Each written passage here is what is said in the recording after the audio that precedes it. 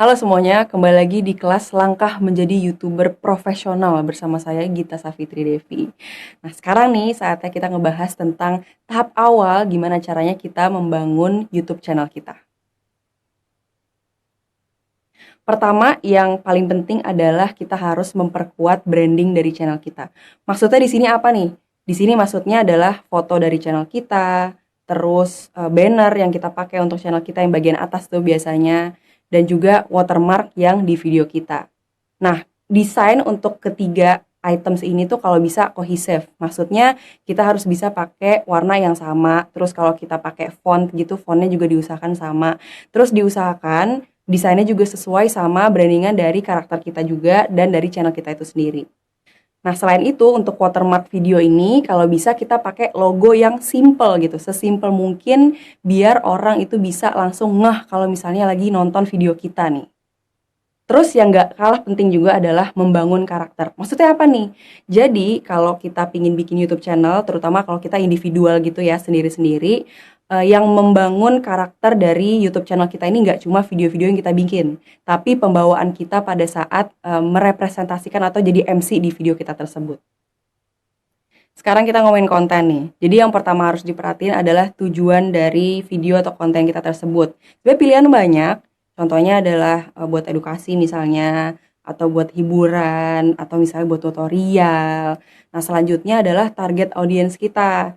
Kita misalnya bisa mengkategorikan dari segi umur gitu. Kalau target audiens saya biasanya tuh 18 sampai 25, terus 80% itu perempuan. Nah, dari situ nih saya bisa kira-kira nih selanjutnya tipe video apa nih yang bisa saya bikin. Misalnya saya pingin bikin vlog gitu. Atau misalnya saya pingin bikin tutorial, entah itu tutorial makeup atau masak misalnya. Nah, selanjutnya misalnya beropini. Nah, ini adalah salah satu segmen sebenarnya di channel saya. Jadi saya tuh suka bikin sit down video gitu, kayak social commentary. Soalnya saya tahu nih, audiens saya ini udah anak-anak kuliah biasanya atau orang yang kerja.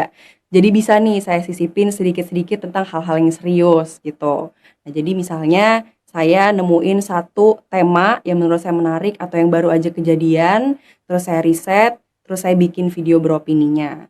Atau misalnya kalau kalian suka sama musik dan kalian misalnya suka main instrumen atau suka nyanyi, kalian bisa banget bikin cover video. Dalam bikin konten sendiri itu penting buat kita untuk riset buat dapetin ide-ide video baru. Kalau saya pribadi, saya banyak-banyakin nonton video-video di YouTube lain, misalnya di channel-channel lain. Nah, selanjutnya podcast itu juga kalau buat saya pribadi lagi juga bisa banget ngasih ide-ide kira-kira apa ya tema yang pingin saya bikin gitu. Kira-kira video apa ya kira-kira yang bisa saya bikin supaya channel kita bisa selalu terlihat fresh. Selanjutnya nih kalau udah ada ide, biar nggak lupa kita harus tulis nih kira-kira apa yang mau kita bikin. Selanjutnya kita bikin skrip atau alurnya. Ini penting banget terutama untuk sit down video gitu sih atau social commentary. Wajib banget bikin skrip. Karena kan pasti kita banyak riset nih.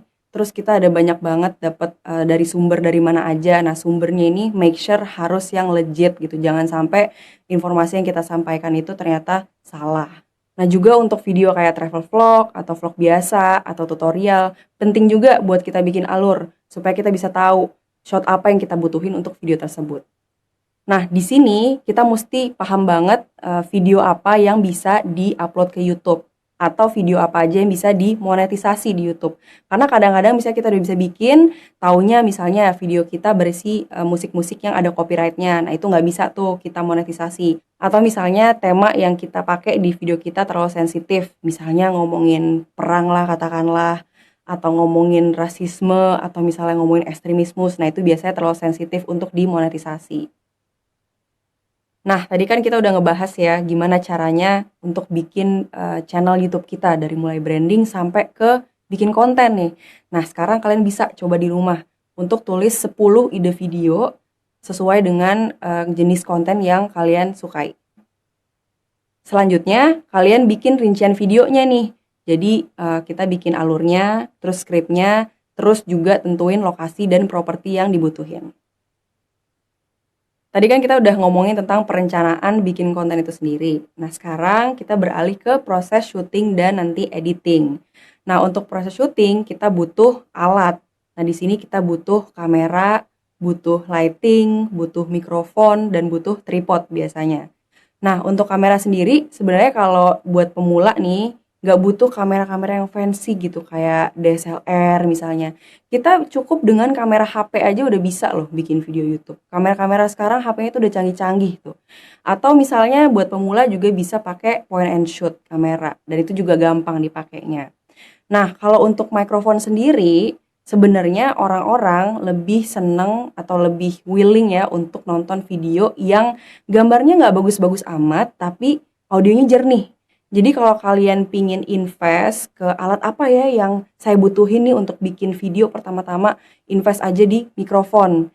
Jadi bisa misalnya kita beli audio recorder, atau kita bisa pakai clip on kamera yang nanti bisa dicolok ke HP kita juga.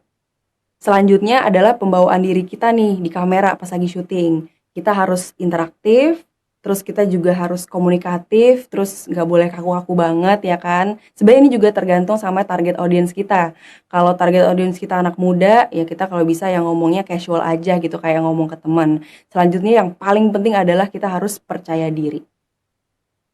Kalau bikin video itu kan kadang kita udah ngerencanain nih, tapi taunya realitanya ternyata berbeda sama rencana kita.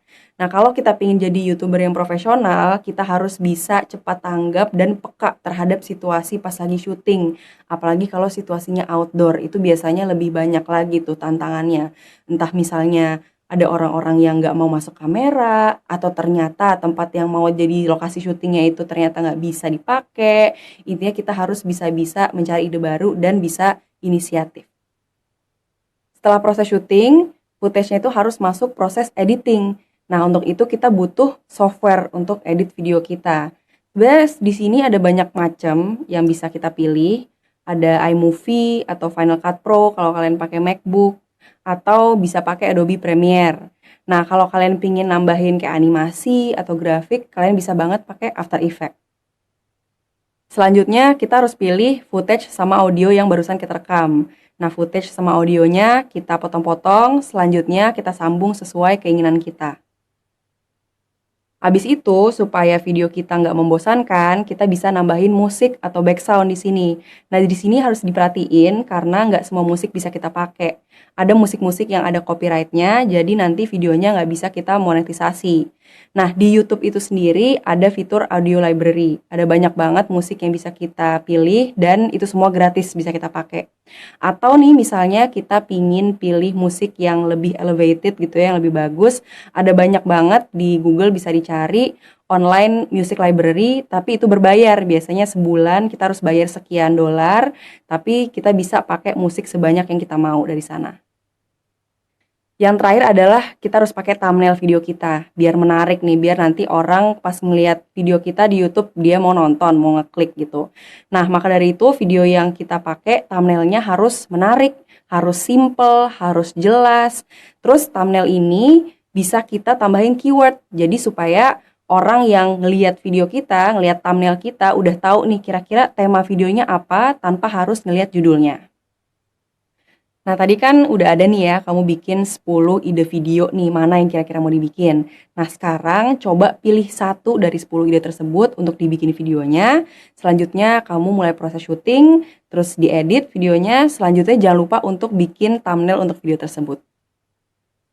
Nah, tadi kan kita udah ngomongin nih tentang rencanain konten, terus kita juga ngomongin eksekusinya, dari proses syuting sampai editing juga.